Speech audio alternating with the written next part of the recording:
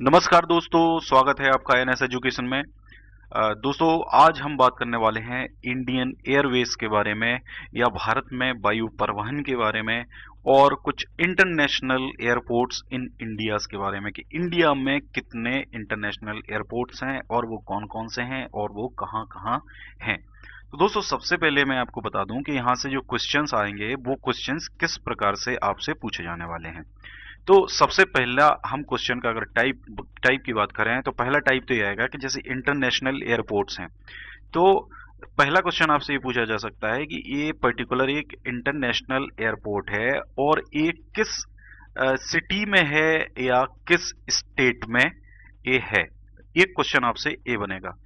दूसरा आपसे क्वेश्चन पूछा जा सकता है कि इनमें से कौन सा एयरपोर्ट, वो आपको एक एयरपोर्ट दे देंगे और आपसे पूछ सकते हैं कि इनमें से ये एयरपोर्ट पर्टिकुलर कौन सी सिटी में है। सिटी के 4 ऑप्शन आपके पास होंगे, आपको एक पे टिक करना पड़ेगा।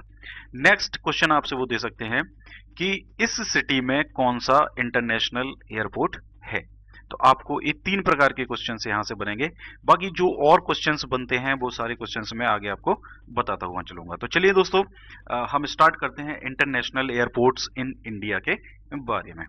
तो दोस्तों, आगे बढ़ने से पहले मैं आपको 2-4 पॉइंट बता देता हूं कि अगर हम भारत की बात करें तो भारत में जो वायु परिवहन की शुरुआत हुई थी, ये हुई थी 1911 ईस्वी में।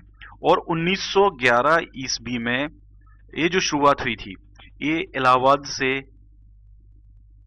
नैनी तक, इलाहाबाद से नैनी तक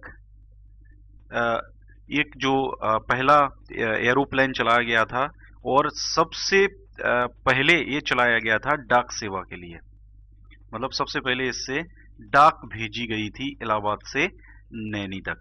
और विश्व का पहला मतलब ये ऐसा प्लेन चला था जो विश्व का पहला डाक सेवा का परिवहन जिसने किया था। तो ये 2 पॉइंट आपके यहाँ पे है कि भारत में ये सबसे पहले चला था इलाहाबाद से नैनी के बीच में, और दूसरा विश्व का पहला था जो डाक सेवा के लिए यूज किया गया था और इसकी जो स्थापना हुई थी वो हुई थी 1911 में। दूसरे पॉइंट में हम बात करते हैं 1933 की। 1933 ईस्वी में सबसे पहले, या हम आजादी के पहले की बात कर रहे हैं, जो Indian national Airways company, Indian national Airways company की स्थापना हुई। इसके बाद फिर जब आजादी आ गई तो 1953 ईस्वी में जितनी भी वैमानिक कंपनियां थी, मतलब एयरवेज से रिलेटेड जितनी भी भारत में कंपनीज थी छोटी बड़ी, उन सबको उन सबका राष्ट्रीयकरण कर दिया गया। और राष्ट्रीयकरण करने के बाद 2 कंपनी की स्थापना हुई। तो एक कंपनी उनमें से थी भारतीय विमान निगम, दूसरी जो कंपनी थी वो थी एयर इंडिया। तो भारतीय विमान निगम और एयर इंडिया, ये 2 नई कंपनीज अब बन चुकी थी 1953 में राष्ट्रीयकरण के बाद। तो ये क्वेश्चन आपका ये इंपॉर्टेंट है कि भारत में जो एयरवेज हैं उनका राष्ट्रीयकरण कब हुआ, तो ये हुआ था 1953 में। और जो भारतीय विमान निगम है, ये भारत के जो पड़ोसी देश हैं, तो भारत में तो ये अपनी सेवाएं देता ही है। इसके अलावा भारत के जो पड़ोसी देश हैं जैसे नेपाल, बांग्लादेश, पाकिस्तान, अफगानिस्तान, मालदीव, म्यांमार, श्रीलंका, इन सब में ये अपनी सेवाएं भी देता है। इसके अलावा जो एयर इंडिया है, ये जो इन देशों के अलावा और जो फॉरेन कंट्रीज हैं जैसे यूएसए वगैरह, इन सब कंपनीज में ये एयर इंडिया अपनी सेवाएं आज की डेट में प्रोवाइड कराता है। इसके बाद हम बात करते हैं नेक्स्ट पॉइंट के बारे में। 1981 ईस्वी में देश में घरेलू उड़ान के लिए, अब देखिए अब यहाँ पे आ गए हम डोमेस्टिक की बात करेंगे, तो घरेलू उड़ानों के लिए देश में शुरुआत हुई वायुदूत नामक एक तीसरे निगम की। इसको बोला गया वायुदूत। तो ये तीसरा एक निगम बनाया गया, लेकिन बाद में इसको भारतीय निगम में ही, भारतीय विमान निगम में ही इसका विलय कर दिया गया। तो अब ये जो तीसरा जो निगम बना था, इसको भारतीय निगम में विलय कर दिया गया। इसके बाद फिर नेक्स्ट पॉइंट हम डिस्कस करते हैं। फिर बना हमारा भारतीय विमानपत्तन प्राधिकरण, जिसको बोलते हैं airports authority of India limited.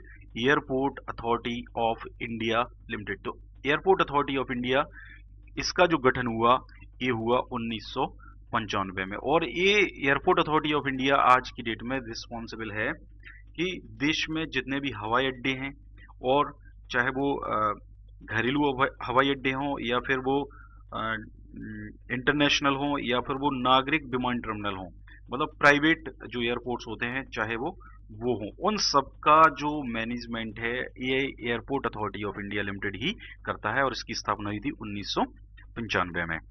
इसके बाद फिर नेक्स्ट पॉइंट हम डिस्कस करेंगे 24 अगस्त 2007 को।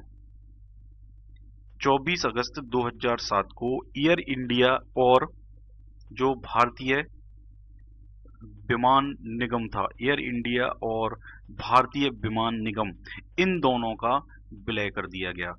24 अगस्त 2007 को इन दोनों का विलय कर दिया गया, और अब ये दोनों कंपनियां NACIL के नाम से कार्यरत हैं। और इसका जो फुल फॉर्म होता है ये होता है national aviation company of India limited, national aviation company of India limited. तो ये दोनों कंपनी मिला के बना दिया गया NACIL। और इसका जो ब्रांड नेम है वो रखा गया एयर इंडिया। तो एयर इंडिया की जो फ्लाइट्स हैं वो ये ही कंपनी है NACIL। और यहाँ पे एक और पॉइंट हम डिस्कस करेंगे, इसका जो हेडक्वार्टर है वो हेडक्वार्टर है न्यू दिल्ली में, और निगमित कार्यालय जो है इसका है मुंबई में। ये दो पॉइंट बहुत इंपॉर्टेंट है। और इसका जो शुभंकर है, जिसको बोलते हैं मैस्कॉट, MASCOT, शुभंकर, इसका जो शुभंकर है ये है महाराजा, एयर इंडिया का शुभंकर। और इसका जो लोगो है ये देखिए आप, एक उड़ता हुआ हंस यहाँ पे बनाया गया है, ये उड़ता हुआ हंस है, और इसमें नारंगी रंग का एक कोणार्क चक्र इसके अंदर बनाया गया है, ये इसका लोगो है। तो आपसे यहाँ से भी क्वेश्चंस पूछे जा सकते हैं। तो दोस्तों ये थे हमारे कुछ पॉइंट्स। अब हम डिस्कस करते हैं इंटरनेशनल एयरपोर्ट्स के बारे में। तो नेम ऑफ द एयरपोर्ट्स, वो किस सिटी में है और वो किस स्टेट में है। तो आपको मैं यहाँ पे कुछ ट्रिक्स भी बताता हुआ चलूंगा। जैसे देखिए राजीव गांधी इंटरनेशनल एयरपोर्ट, तो ये हैदराबाद में है, और हैदराबाद अब कहाँ पे आ गया आपका, तेलंगाना में। तो ये पहला आपका एयरपोर्ट हो गया Rajiv Gandhi international airport, Hyderabad city में है और तेलंगाना में। इसके बाद हम बात करेंगे श्री गुरु रामदास जी इंटरनेशनल एयरपोर्ट। तो देखिए ये श्री गुरु रामदास जी हैं, जो ये सिखों के गुरु हैं, तो ये कहाँ पे होना चाहिए, पंजाब में होना चाहिए। और पंजाब में जो सबसे बड़ा जो गुरुद्वारा है वो कहाँ पे है, अमृतसर में है, जिसको सोने का जो बना हुआ है। तो श्री गुरु रामदास जी इंटरनेशनल एयरपोर्ट होगा हमारा अमृतसर में, और अमृतसर है पंजाब में। इसके बाद लोकप्रिय गोपीनाथ बोरडोलोई इंटरनेशनल एयरपोर्ट, तो ये गोपीनाथ बोरडोलोई ये गुवाहाटी में है, और गुवाहाटी है आपका कहाँ पे, असम में। अब यहाँ पे एक और चीज देखिए, मैं आपको ये जो बता रहा हूँ ट्रिक आपकी ये रहेगी कि आपको बस ये थोड़ा सा ये पता करना है कि जैसे असम है, तो असम के जो प्राइम मिनिस्टर, अब असम में प्राइम मिनिस्टर कहाँ से आया, तो असम में प्राइम मिनिस्टर जब ये अलग प्रोविंस हुआ करता था आजादी से पहले, तब वहां पे प्राइम मिनिस्टर थे गोपीनाथ बोरडोलोई, और बाद में फिर ये असम के पहले CM बने। तो इन्हीं के नाम पर ये एयरपोर्ट बनाया गया है। पहले CM ये असम के हैं आजादी के बाद के। देन फिर हमारा बीजू पटनायक इंटरनेशनल एयरपोर्ट, तो बीजू पटनायक इंटरनेशनल एयरपोर्ट है हमारा उड़ीसा में और भुवनेश्वर सिटी में। अच्छा, अब यहाँ पे एक चीज देखें, आप बीजू पटनायक जो हैं ये वहां पे उड़ीसा में चीफ मिनिस्टर रहे हैं, और अभी हाल में जो चीफ मिनिस्टर हैं वो हैं वहां पे नवीन पटनायक, जो इनके लड़के हैं, और काफी मेरे ख्याल से 2000 करीब से हैं वहां पे, मतलब 17 साल से बीजू पटनायक ही वहां पे उड़ीसा में CM है। तो इनके जो पिताजी थे इनके नाम पर ये बनाया गया, तो ये भी CM रहे थे बीजू पटनायक। नेक्स्ट है गया एयरपोर्ट, तो देखिए गया कहाँ पे है, बिहार में है, तो ये हो गया आपका बिहार में। नेक्स्ट है Indira Gandhi international airport, new Delhi में है, और इंदिरा गांधी इसको बोलते हैं IGIA, Indira Gandhi international airport. तो इंदिरा गांधी इंटरनेशनल एयरपोर्ट है न्यू दिल्ली में, बहुत ही ये सबसे अच्छा यहाँ का एयरपोर्ट माना जाता है, और इसको कई बार अवार्ड्स भी मिल चुके हैं, जिनमें से देखिए एक प्रमुख अवार्ड है इनको जो मिला था 4th best airport award in the world, मतलब दुनिया में चौथे नंबर का सबसे अच्छा इसको माना गया था। एक और अवार्ड इसको मिला था, best improved airport in the Asia, best improved airport in the Asia Pacific region. और ये जो अवार्ड्स देते हैं तो ये मतलब इंटरनेशनल अगर लेवल पे अगर हम बात करें तो ये दिए जाते हैं एयरपोर्ट काउंसिल इंटरनेशनल द्वारा, एयरपोर्ट काउंसिल इंटरनेशनल। ये जो पूरे वर्ल्ड की जो एयरलाइंस हैं उन सबको मैनेज करता है, उनके स्टैंडर्ड्स फिक्स करता है कि कैसे प्लेन्स उड़ने चाहिए, कैसे रूट्स होने चाहिए, ये सारी चीजें यही करता है एयरपोर्ट्स काउंसिल इंटरनेशनल। तो ये अवार्ड्स इसको मिल चुके हैं। इसके बाद हम बात करते हैं वीर सावरकर इंटरनेशनल एयरपोर्ट। ये पोर्ट ब्लेयर में है और ये है अंडमान एंड निकोबार आइलैंड में, जो आपका एक केंद्र शासित प्रदेश है। नेक्स्ट है सरदार वल्लभ भाई पटेल इंटरनेशनल एयरपोर्ट। तो देखिए सरदार वल्लभ भाई पटेल जो है ये कहाँ के हैं, गुजरात के हैं। तो अहमदाबाद में ये बनाया गया है, अहमदाबाद सिटी में है सरदार वल्लभ भाई पटेल इंटरनेशनल एयरपोर्ट। नेक्स्ट है केम्पेगौड़ा इंटरनेशनल एयरपोर्ट। तो ये है हमारा कर्नाटक में। देखिए अब जो केम्पेगौड़ा है ये एक्चुअली अलग अलग है, केम्पेगौड़ा।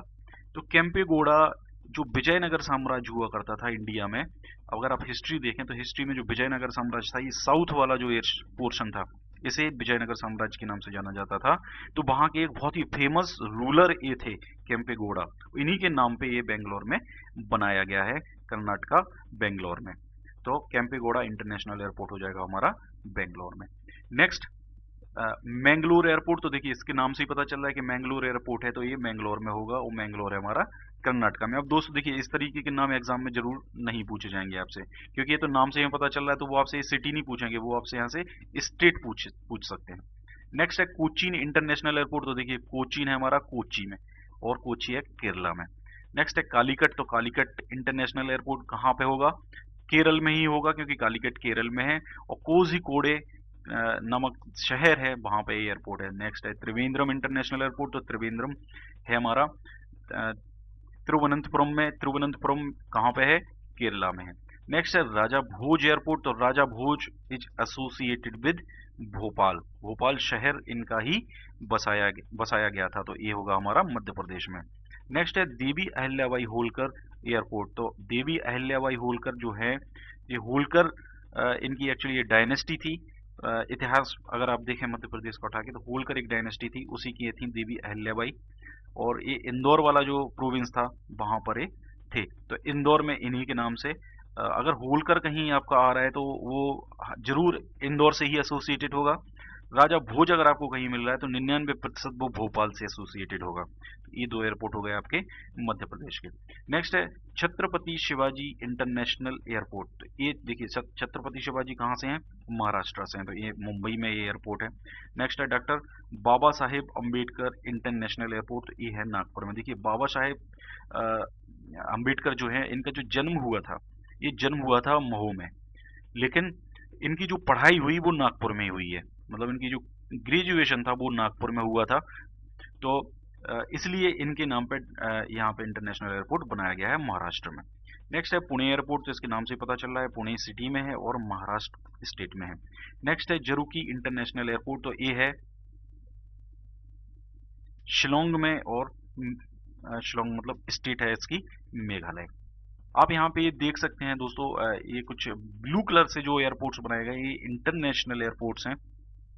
ये देखिए लखनऊ, गया, कोलकाता, गुवाहाटी, अहमदाबाद, मुंबई, पुणे, ये सारे देखिए मैंगलोर, बेंगलोर, चेन्नई, कोझिकोडे, कोयम्बटूर, तिरुचिरापल्ली, मदुरै, तो ये सारे इंटरनेशनल एयरपोर्ट्स यहाँ पे हमने बनाए गए हैं। और जो रेड कलर से जो बनाए गए हैं, ये रेड कलर से बनाए गए हैं जो आपके डोमेस्टिक हैं, मतलब इंडिया यहाँ से जो फ्लाइट्स चलती हैं वो इंडिया में इंडिया के लिए ही चलती हैं, यहाँ से इंटरनेशनल फ्लाइट्स नहीं जाती हैं।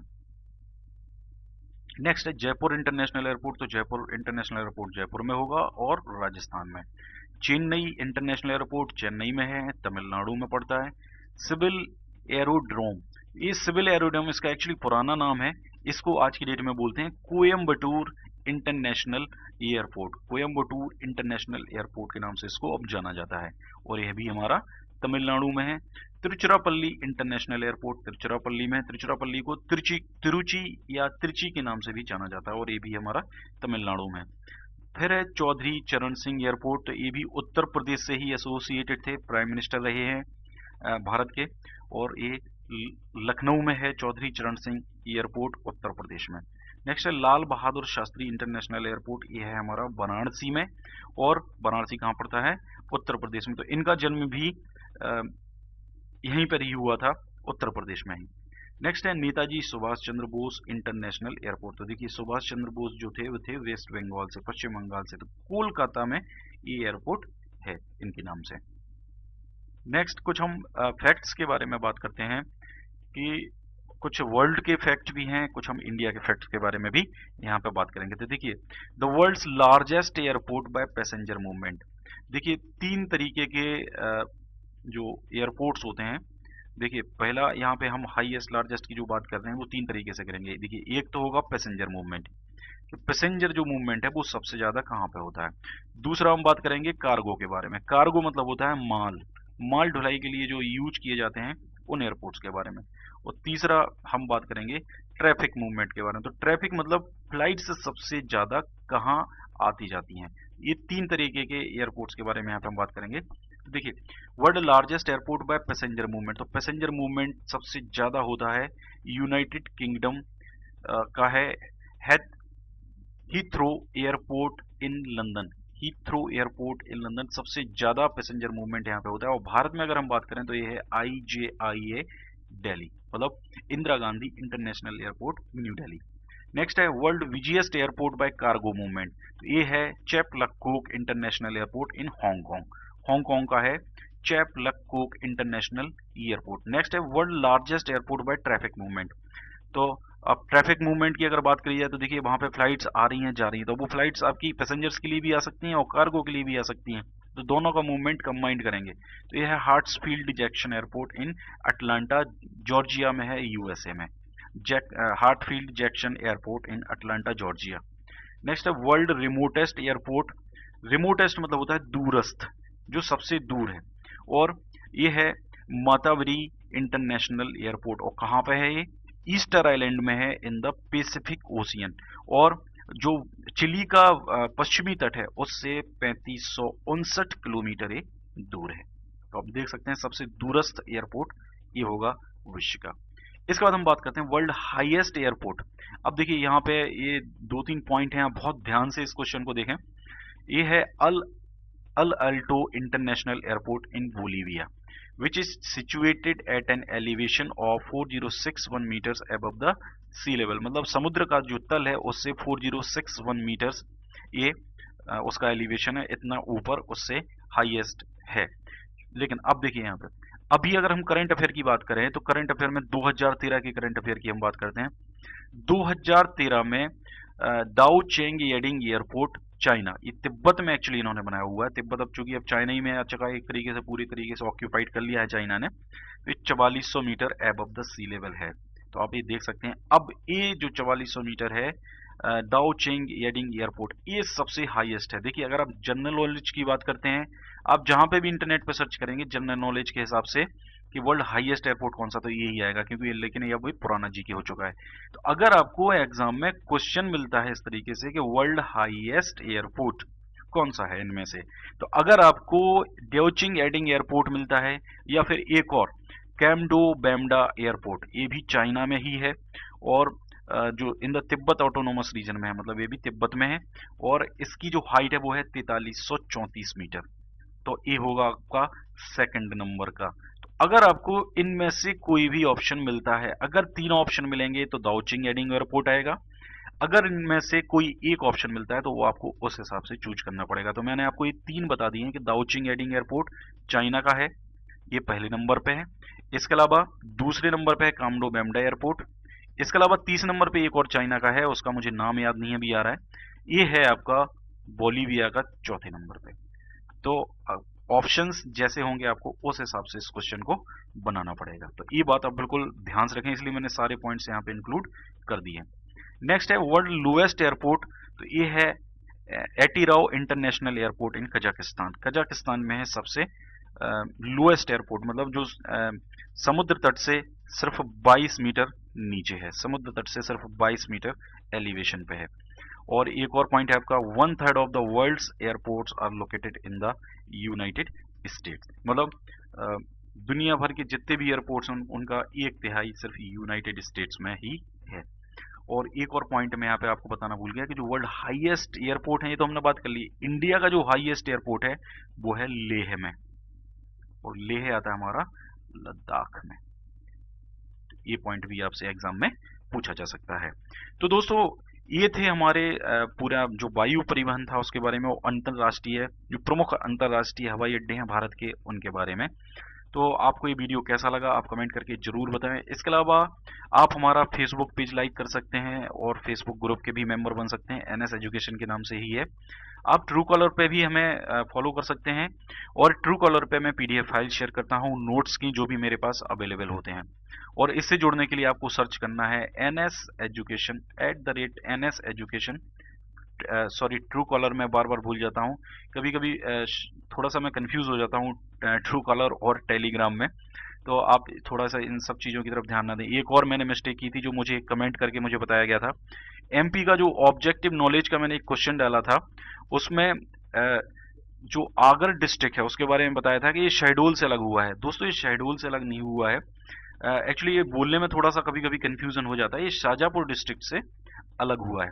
तो इस तरीके के थोड़े से आप मतलब इन चीज़ों पे थोड़ा सा ध्यान दे लें कि ये शाजापुर से अलग हुआ है। एक्चुअली है तो ये मिस्टेक ही, लेकिन कभी कभी शहडोल और शाजापुर में मैं थोड़ा सा कंफ्यूज हो जाता हूँ।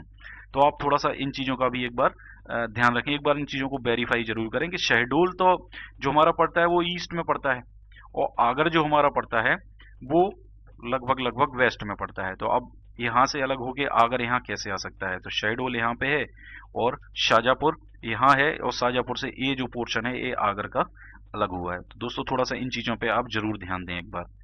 और आप जो भी मैं आपको वीडियो दे रहा हूँ आप इससे नोट्स जरूर बनाएं, लेकिन एक बार जैसे आपने एक बार वीडियो देख लिया, एक बार वीडियो देखने के बाद एक बार आप कहीं से भी उस इन्फॉर्मेशन को किसी बुक से जरूर पढ़ के देख लें, तो वो चीज़ आपका रिवीजन भी हो जाएगा एक तरीके से, और रिवीजन होने के साथ साथ आपको एक बार सही इन्फॉर्मेशन भी पूरी तरीके से मिल जाएगी। वैसे मैं कोशिश करता हूँ कि आपको पूरी की पूरी इन्फॉर्मेशन सही ही दूं, लेकिन कई बार हम ह्यूमन बीइंग्स हैं और ह्यूमन बीइंग से मिस्टेक्स हो जाती हैं, तो इस चीज़ का आप बिल्कुल ध्यान रखें। और अगर आपने अभी तक हमारे चैनल को सब्सक्राइब नहीं किया है तो इसको सब्सक्राइब जरूर करें। वैसे तो आप मुझे पता है कि आपने अगर आधा वीडियो भी देखा होगा तो आपने अभी तक तो चैनल को जरूर सब्सक्राइब कर लिया होगा, इतना मैं कॉन्फिडेंट हूँ। और वीडियोस को आप जब भी देखें पूरा देखें, आधा अधूरा वीडियो को बिल्कुल भी ना देखें, क्योंकि आधे अधूरे से आपको पूरी इन्फॉर्मेशन नहीं मिल पाएगी। और इन वीडियोस को आप कोशिश करें कि जब भी मैं वीडियो अपलोड करता हूँ आप तुरंत देख लें 1 घंटे के अंदर, क्योंकि बाद का अगर आप इंतजार करेंगे तो मैं कभी कभी ऐसा भी करता हूँ कि 4-4 वीडियो एक दिन में अपलोड कर रहा हूँ, कभी 2 वीडियो एक दिन में अपलोड कर रहा हूँ, तो आप इतना टाइम फिर उसको नहीं दे पाओगे, वो वीडियो आपका छूट जाएगा। तो दोस्तों ये पूरा था हमारा, अगर आपने अभी तक चैनल को सब्सक्राइब नहीं किया तो उसको सब्सक्राइब जरूर करें। चलो दोस्तों थैंक यू, और हम नेक्स्ट वीडियो के साथ आपसे मिलते हैं। Thank you.